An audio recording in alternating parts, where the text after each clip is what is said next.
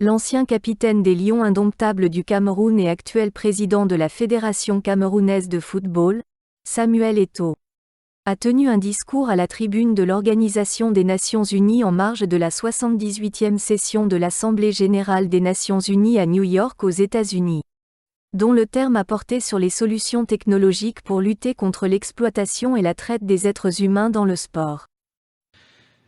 Mesdames et messieurs, je prends la parole ici en tant que président de la Fédération de football, mais aussi et surtout en tant qu'ancien footballeur africain. J'ai été jeune, j'ai rêvé moi aussi d'un avenir de footballeur professionnel en Europe. J'ai vécu les péripéties du départ en exil professionnel.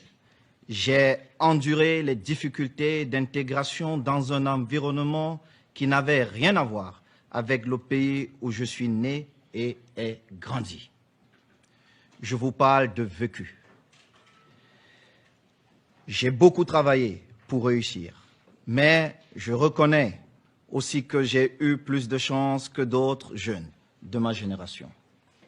Selon l'ONG Foot Solidaire, 6 000 mineurs quittent chaque année l'Afrique pour tenter leur chance en Europe.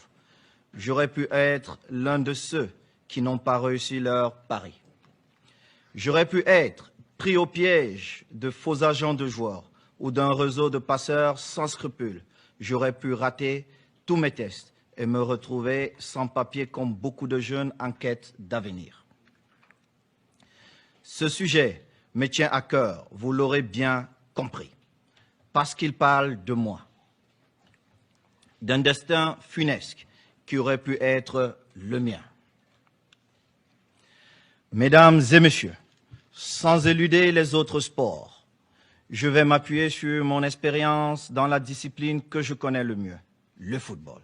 En effet, les footballeurs africains évoluent aujourd'hui sur les terrains du monde entier et ils n'ont jamais été aussi nombreux.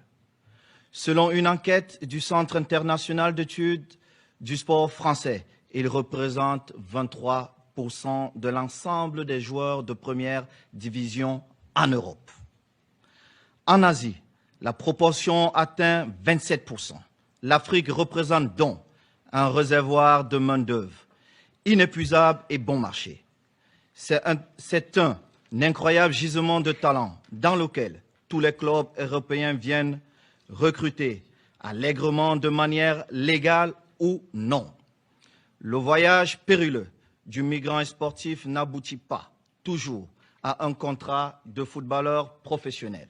Parfois, à la suite de tests non concluants dans des championnats les plus prestigieux, les migrants footballeurs se retrouvent en situation irrégulière.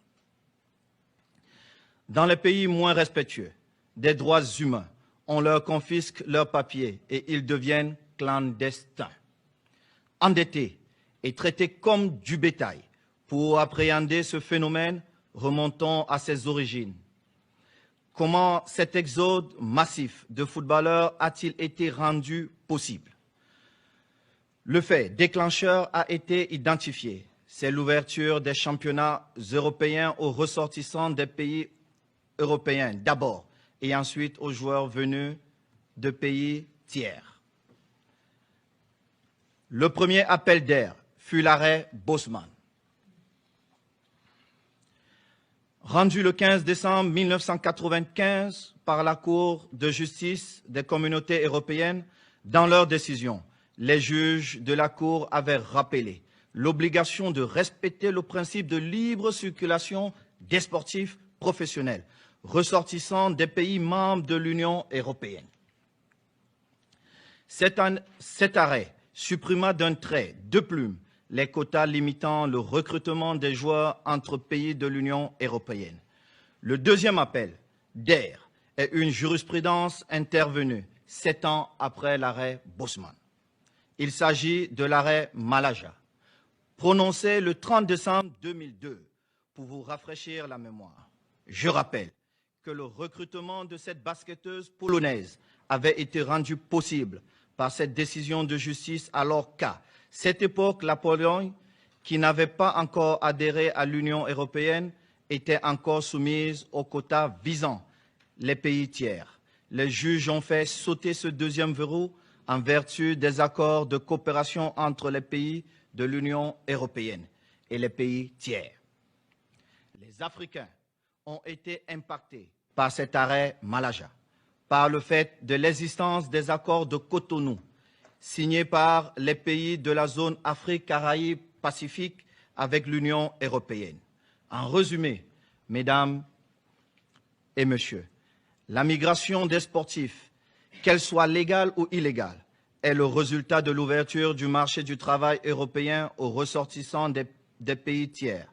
Les footballeurs, notamment africains, ont donc afflué. C'est humain. Parmi ceux qui ont échoué, beaucoup ne peuvent pas repartir chez eux à cause de la honte provoquée par leur échec.